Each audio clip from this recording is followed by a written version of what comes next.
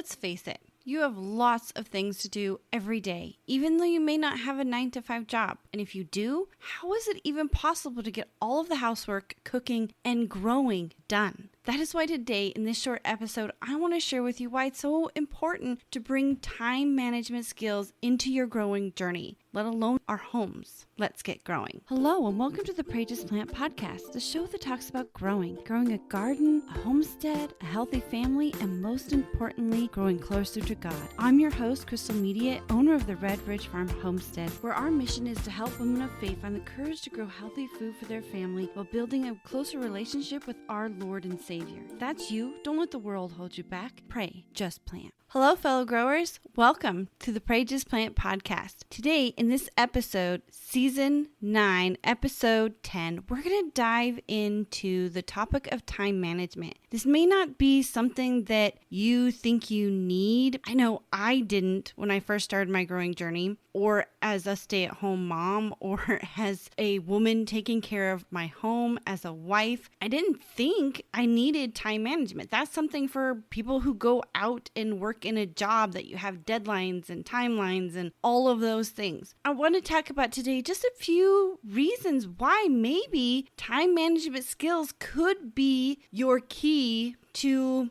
not only getting stuff done, but being able to have a more peaceful attitude and more joy. And let's face it, time to yourself or time doing something fun with the family because you have all of the housework, cleaning, cooking, planning, growing, the gardens figured out, the homesteads figured out, all of that stuff so that you can spend more time doing more things you love. Now, I love gardening and growing, and I love talking to you about gardening and growing and homesteading and the purposeful life, but that's the key. It's a life. It's a lifestyle. It's not just something you do in the summer. It's not just something that you do on the weekends. It needs to be tied into your whole journey. So, time management. Why do we think as home growers, as homesteaders, as homemakers, as maybe even women not in the workplace, why do you think we don't need time management skills? I think a lot of it has to do with there's not really school or education for what we're doing. And so there's not really anything that we can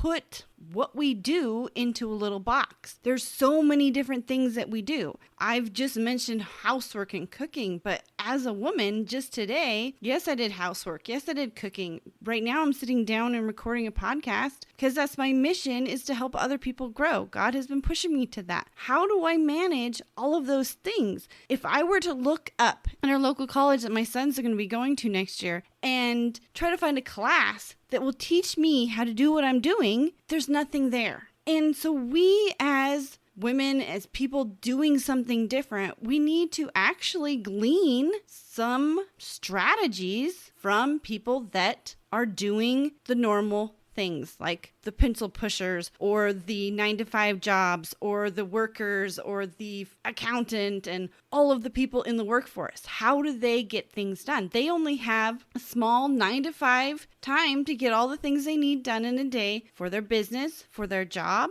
Yes, we may have more time. We've got 24 hours pretty much to do our jobs, right? That's what it feels like. But if we want time to spend time with our family, if we want time of peace, if we want time of relaxation, or even time to just slow down in the things that we're already doing, we need to have something point us in some way that can essentially be a guide. Now, that brings us to the next topic. First topic being that time management skills is not just for the people that go to 9-to-5 jobs. It's for everyone. Everyone has the same amount of time.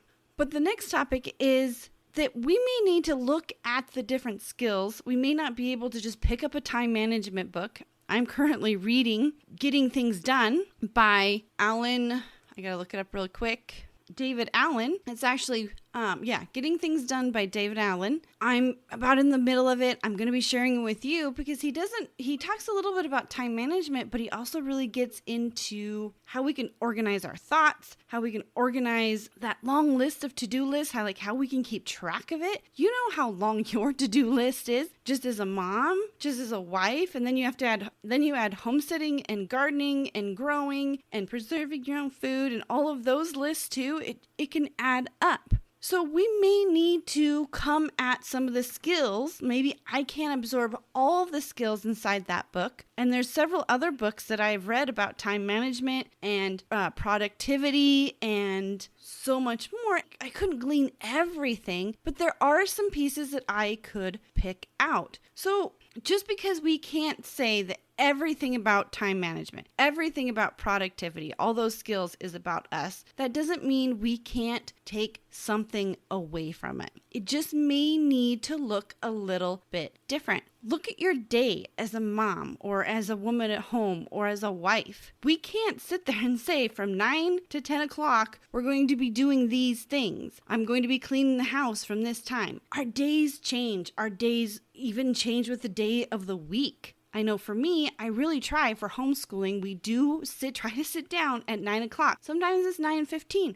Sometimes it's 8:45. Sometimes it really spurs my kids and they really want to get their school done so they can go play with their friends. So they may start at 7 a.m. But I still have, in my time management skills, I already have everything laid out for them for that day. So all they need to do is grab their notebook and do what they need to do. And hopefully on a day that's kind of normal, we sit down from 9 o'clock to noon and do school. Does it always go till noon? Do we have to sit there till noon? No, if they concentrate and work hard and get all the things that are on their list done, we can stop at 11:30. And I'm kind of grateful. And then I can be like, well, I have a half an hour where I can either sit down and read a book, or I have a half an hour to get ahead of my cleaning that I had planned for today, or so much more. So as growers, as just being in a household, we really don't even have a set time, let alone even, a workplace person. My husband comes home. He gets off at 5 p.m. every day, but he can't manage if someone walks in at 4:59. The store isn't technically closed, but he still has to help that customer. The same thing happens. We may be wanting to get the barn cleaned like I did this Saturday, and I completely forgot that I didn't buy any shavings. So we only cleaned up what we could. I didn't want to strip the whole barn down to the bare ground because it was going to be really cold, and litter is, even though it's mucky, even though it's thick, even though it's maybe even a little bit stinky, is still going to be better for my animals to lay on than the cold ground. So the plans had to change. And that's going to happen with time management. That's going to happen all the time. And that gets us, I think, into our third topic. We can't make more time. Someone in a workplace and you at home, we can't make more time. We all have the same 24 hours a day to do things. That's when the skills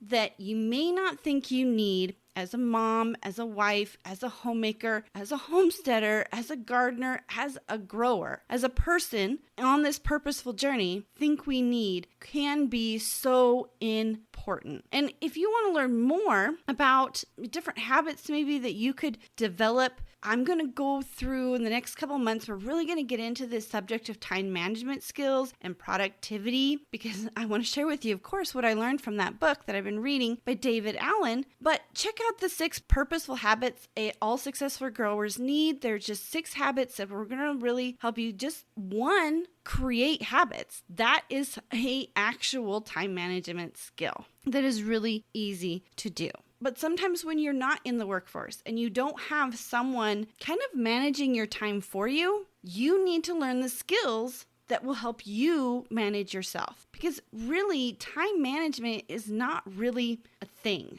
We may call it time management, but really, in actuality, it's self-management. How can we manage ourselves so that we get everything done that's on our to-do list? Well, that means not spending 2 hours on YouTube if you haven't got all your to-do lists that you said you were going to get done that day. Yes, sometimes there's time for distraction. Yes, I know it's winter and it's my time for relaxation. And I know that this time is not going to happen again, especially this summer. It's going to be so much more busy. But instead of time maybe on YouTube, I need to make time for my family. So I need to self-manage myself, self-manage my home, self-manage the tasks that I need to do so that I can prioritize time with my family. I can prioritize the things that are really important in our growing journey because you're growing that relationship with your kids, you're growing that relationship with your husband, and in that, we need to give ourselves peace of mind. So when we learn to self-manage or use time management skills,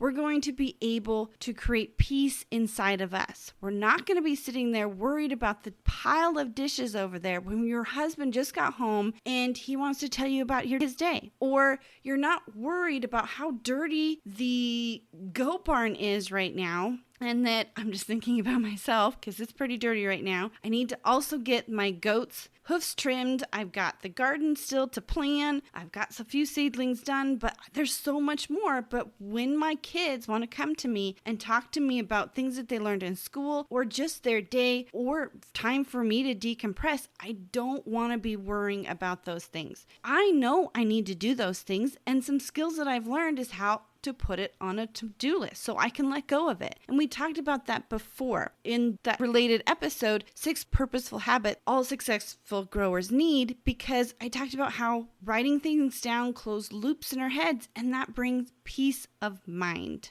So just to really wrap up our talk, to really kind of bring a little bit of clarity to what I'm trying to say, is that as a grower, trying to grow your own food, trying to break away from the world, trying to do more, you're trying to not only take care of your family, you're trying to take care of maybe your dairy goats, and you're trying to take care of maybe a garden, and you're trying to take care of so much more. You are a leader on your homestead. You are a leader in your home. So as a leader, you're going to have to develop skills that maybe you never thought were in your wheelhouse. Maybe they're not something you never thought that would be what you would even think that you needed. So as a grower, when you're searching for the answer to how do I get all of this done? How do I now add an orchard? Or how do I now add a mini dairy to my growing journey? Or how do I add learning how to cook from scratch? Or how do I learn all of these things? It starts at the very beginning of self-management or time management, if you want to still stick with the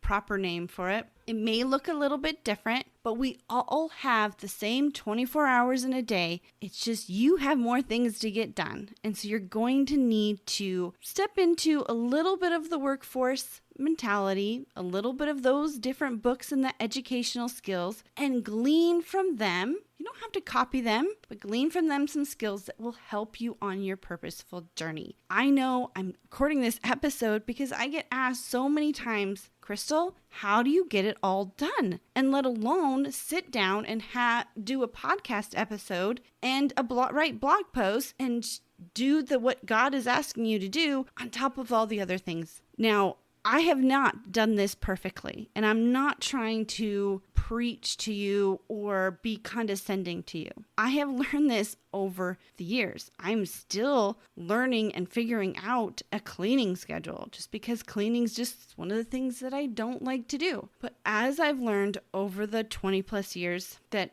actually this year, I'll be married to my husband for 20 years. It's going to take time, but I want to help you out. And one of the biggest things that I never realized that I needed was time management skills. And I hope you keep listening to the Pray Just Plant podcast, because in the next couple months, we're really going to dive into this topic. Time management is for more than pencil pushers. It is for homemakers, homesteaders, and gardeners too. We all only have 24 hours to our day, so if you want to break away from the norm and add purpose to your journey with peace and joy, you're going to need to develop some time management skills. I hope this episode has shown you why these skills are good for you too, and if you would like to learn more about expanding your time management skills, check out the Purposeful Growing Success Journey. This is a web page that I've developed that takes you through the 6 stages of the Purposeful Growing Journey. They are Just Grow, Purposeful Kitchen, Purposeful Homemaker, Purposeful Garden, Purposeful Homestead, and finally Purposeful Life. If you want more about the time management skills, jump to the Homemaker stage. So thank you for joining me here in this episode. And as always, don't let the world hold you back. Pray, just plant.